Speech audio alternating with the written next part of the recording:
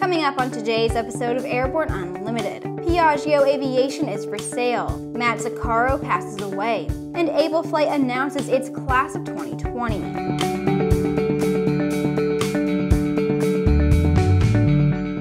Welcome, I'm Sophie Herlock. After receiving the relevant authorization from the Italian Ministry of Economic Development, Piaggio Aero Industries and its subsidiary Piaggio Aviation launched an international call for the sale of their business complexes.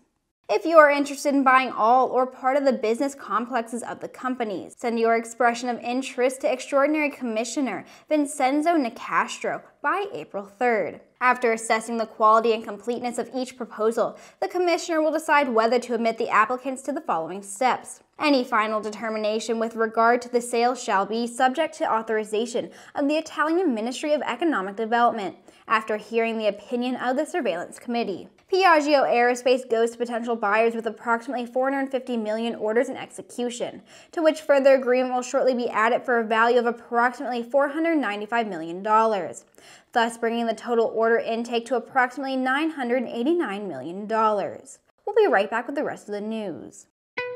There's a difference between charting a steady course and pushing for the ceiling. And for nearly a century, Hartzell Propeller has been defining that difference. It's in our passion for engineering and research and our dedication to testing the limits of performance. We are built on honor. We are Hartzell Propeller. Sandia introduces the new SAI 340 Quattro TSO'd airspeed, attitude, altitude, and slip.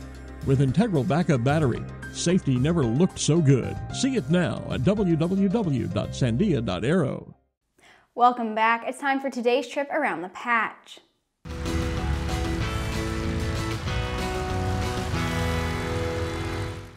A new airworthiness directive has been proposed by the FAA for certain Boeing Model 737-8 and 737-9 airplanes. The proposed AD was prompted by a report that certain exterior fairing panels on top of the engine nacelle and strut may not have the quality of electrical bonding necessary to ensure adequate shielding of the underlying wiring from the electromagnetic effects of lightning strikes or high-intensity radiated fields. This could potentially lead to a dual engine power loss event from a critical lightning or HIRF exposure event. Regional carrier Trans-States Airline, which operates as United Express, has begun the process of closing its door, with the process expected to be completed by the end of the year. A memo to employees from Trans-States CEO Rick Leach cites a razor-thin margin for success. In the memo, he discusses the challenges of hiring enough qualified captains and major shifts in the regional airline market. The U.S. Office of Special Counsel announced a recent settlement agreement reached with the FAA, including $90,000 in compensatory damages for an aviation safety inspector who was retaliated against for blowing the whistle on unqualified flight safety inspectors. The whistleblower disclosed flight inspectors were certifying pilots and conducting safety check rides, even though they lacked the necessary formal training and certifications required to perform that oversight.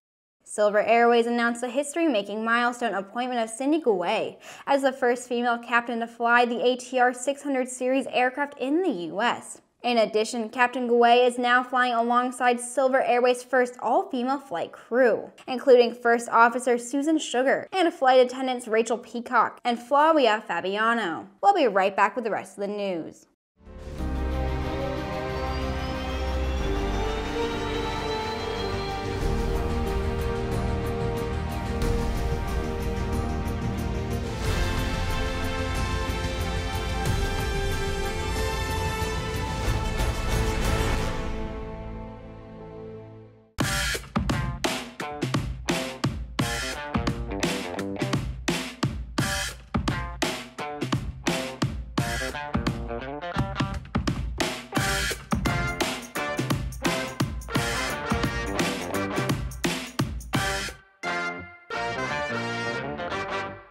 Immediate past president and CEO of Helicopter Association International, Matthew Zuccaro, has passed away. Plans for services are still being determined and will be shared as soon as they are available. An HAI member since the early 1980s, Zuccaro was elected to the HAI Board of Directors in 1987 and served as chairman in 1991. He was named president of HAI in 2005 and retired in January of this year. During HAI HELI-EXPO 2020, Zuccaro was honored with the FAA's Wright Brothers Master Pilot Award, recognizing his 50 years of professionalism and skill as a pilot. Among his many accomplishments, Zuccaro may be best remembered for a column he wrote for Rotor magazine in 2013, encouraging pilots to land the damn helicopter in situations where proceeding would endanger themselves and passengers. From that column, HAI's Land and Live program was born, saving countless lives around the world. 10 people from throughout the country have been selected as recipients of an Able Flight Scholarship for 2020. 8 of the recipients will train an Able Flights program at Purdue University beginning in May. 1 will earn a CFI certificate with his career training scholarship, and 1 will become Able Flight's first student to attend training at the Aerospace Center For Excellence in Lakeland, Florida in October of 2020. The members of the Able Flight class of 2020 are Joshua Martin of Texas, Chris Murad of Georgia, Peyton Wolter of Wisconsin, Michael Prince of North Dakota, Jason Doherty of Georgia, Austin Chancefield of Texas, Sheila Chi Zhu of Nevada, Tiangelo McGee of New Jersey, David Snipes Jr. of New York, and Stephen Curry of Virginia. And that wraps up our week, everyone. Thanks for watching. Please subscribe and check us out on Twitter and on Facebook.